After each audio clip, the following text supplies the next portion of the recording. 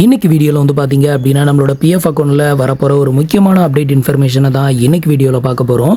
So அந்த update என்ன அப்படிங்கிறத தெரிஞ்சுக்கிறதுக்கு முன்னாடி நீங்கள் இன்னும் நம்ம சேனலுக்கு சப்ஸ்கிரைப் பண்ணலை அப்படின்னா மறக்காமல் சப்ஸ்கிரைப் பண்ணிக்கோங்க. இப்போ வந்து பார்த்தீங்க அப்படின்னா நம்மளோட பிஎஃப் அக்கௌண்ட்டில் வரப்போகிற அந்த புது அப்டேட் என்ன அப்படின்னு கேட்டிங்கன்னா, இன்ஆக்டிவ் அக்கௌண்ட்டில் இருக்கக்கூடிய பணம் ஸோ அந்த அக்கௌண்ட் ஹோல்டருக்கே வந்து திருப்பி செட்டில்மெண்ட் பண்ண போகிறதா இப்போ வந்து கவர்மெண்ட்லேருந்து ஒரு முடிவை வந்து எடுத்திருக்கிறாங்க. ஸோ அதை பற்றின டீட்டெயிலை தான் வந்து டீட்டெயிலாக பார்க்க போகிறோம். வீடியோ ஸ்கிப் பண்ணாமல் ஃபுல்லாகவே பாருங்கள். ஸோ இன்றைக்கி ரேஞ்சில் வந்து பார்த்திங்கன்னா நம்மள நிறைய பேர் வந்து பிஎஃப் பணத்தை வந்து ஆன்லைனில் வந்து வித்ட்ரா வந்து பண்ணிடுறோம். ஆனாலும் நிறைய பேர் அக்கௌண்ட்டில் வந்து பார்த்திங்கன்னா பணத்தை வந்து வித்ட்ரா வந்து பண்ணாமையும், இன்னும் ஒரு சிலர் அக்கௌண்ட்டில் வந்து பார்த்திங்கன்னா அவங்க வந்து இறந்து போயிருப்பாங்க. அதனால அந்த பிஎஃப் பணத்தை வந்து வித்ட்ரா பண்ண முடியாமையும், ஸோ இப்படியே வந்து பார்த்திங்கன்னா ஏகப்பட்ட அக்கௌண்ட்டில் பணம் வந்து வித்ட்ரா பண்ணாமையே வந்து கிடக்குது. அதுவும் லாஸ்ட்டு 10 இயர்ஸில் தான் வந்து பார்த்திங்கன்னா பிஎஃப் கிளைம் பண்ணுறவங்க ரொம்ப அதிகம். அதுக்கு முன்னாடி யூஏஎன் அப்படிங்கிற ஒன்று வரதுக்கு முன்னாடி நிறைய பேர் பிஎஃப் பணத்தை டெபாசிட் வந்து பண்ணியிருப்பாங்க. ஆனால் அந்த பிஎஃப் பணத்தை எப்படி கிளைம் பண்ணுறதுன்னு தெரியாமல் நிறைய பேர் எடுத்திருக்க மாட்டாங்க. நிறைய பேர் எடுக்கிறதுக்குள்ளே இறந்தும் போயிருப்பாங்க. இதனால் அவங்களோட பணம் வந்து எடுக்காமல் அப்படியே வந்து ஹோல்ட் ஆகி கிடக்கும்.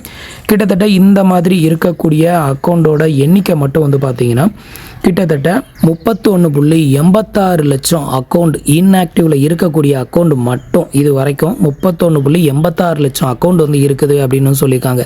இந்த 31.86 லட்சம் அக்கௌண்ட்லையும் இருக்கக்கூடிய பணம் மட்டும் வந்து பார்த்திங்கன்னா 10,903 கோடி ரூபாய் இவ்வளோ அக்கௌண்ட்லேயும் வந்து டெபாசிட்டட் ஆகிருக்கு. வித்ட்ரா பண்ணாமையும் கிளைம் பண்ணாமையும் ஸோ அப்படியே வந்து கிடக்குது. ஸோ இந்த பணத்தை வந்து பார்த்திங்கன்னா அந்த உரிய நபருக்கே வந்து நம்ம வந்து கொடுத்துடணும் அப்படின்னு சொல்லிட்டு இப்போ கவர்மெண்ட்லேருந்து ஒரு முக்கிய முடிவை வந்து எடுத்துக்கிறதா வந்து சொல்லியிருக்காங்க.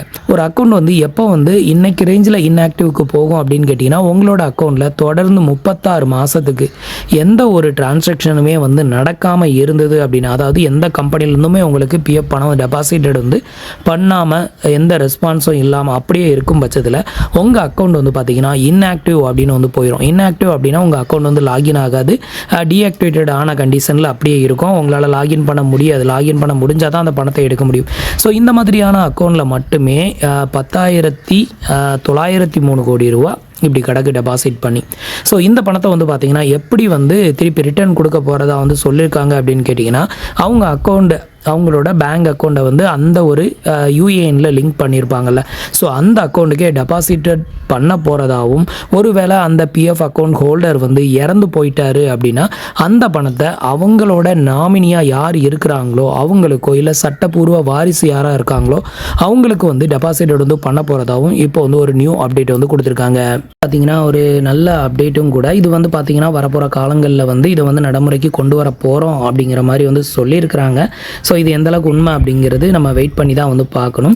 ஸோ இனிமேல் வந்து பார்த்திங்கன்னா இன்ஆக்டிவில் இருந்து எடுக்க முடியாமல், அவங்களோட பிஎஃப் அக்கௌண்ட்டில் பணம் இருந்து எடுக்க முடியாமல் இருந்ததுன்னா கூடி சீக்கிரத்தில் அந்த பணம் வந்து உங்கள் அக்கௌண்ட்டுக்கே டெபாசிட்டட் ஆயிரும் அப்படின்னு வந்து எதிர்பார்க்கலாம். கிட்டத்தட்ட வந்து பார்த்திங்கன்னா 10,903 கோடி ரூபா யாருமே வந்து கேட்பாரச்சு கிடக்கிற பணம் மட்டும் பிஎஃப் அக்கௌண்ட்டில் பிஎஃப் டெபாசிட்டில் மட்டும் இவ்வளோ அமௌண்ட் வந்து கிடக்குது. ஸோ முடிஞ்ச வரைக்கும் வந்து பார்த்திங்கன்னா அவங்களோட அக்கௌண்ட்டில் உள்ள பணத்தை வந்து எடுத்துக்கோங்க. அது வந்து பார்த்திங்கன்னா அவங்களோட பணம் தான், வீணாக வந்து போகிறத வந்து அவாய்ட் பண்ணிக்கோங்க. ஸோ ஒருவேளை உங்கள் அக்கௌண்ட் இன்ஆக்டிவில் இருந்து பணத்தை எடுக்க முடியாமல் கடந்தது அப்படின்னா, ஸோ நெக்ஸ்ட் வரப்போகிற அப்டேட்டில், அதாவது இபிஎஃப்ஓ 3.0 அப்படிங்கிற அந்த ஒரு அப்டேட் வந்து வரப்போகுது அப்படின்னு சொல்லியிருக்காங்களே, அது வந்து வந்ததுக்கு அப்புறமா உங்களுக்கு இந்த பணம் வந்து டெபாசிட்டட் ஆகும் அப்படின்னு வந்து எதிர்பார்க்கலாம். ஸோ ஃப்ரெண்ட்ஸ், இன்றைக்கி நான் உங்களுக்கு எக்ஸ்பிளைன் பண்ண இந்த அப்டேட் இன்ஃபர்மேஷன் உங்களுக்கு ரொம்பவே யூஸ்ஃபுல்லாகவும் இன்ஃபர்மேட்டிவாகவும் இருந்திருக்கும்னு நினைக்கிறேன். நம்மளோட வீடியோஸ் பிடிச்சிருந்ததுன்னா லைக் பண்ணுங்கள், ஷேர் பண்ணுங்கள், கமெண்ட் பண்ணுங்கள். மறக்காமல் நம்மளோட சேனலுக்கு சப்ஸ்கிரைப் பண்ணி சப்போர்ட் பண்ணுங்கள். தேங்க்ஸ் ஃபார் வாட்சிங்.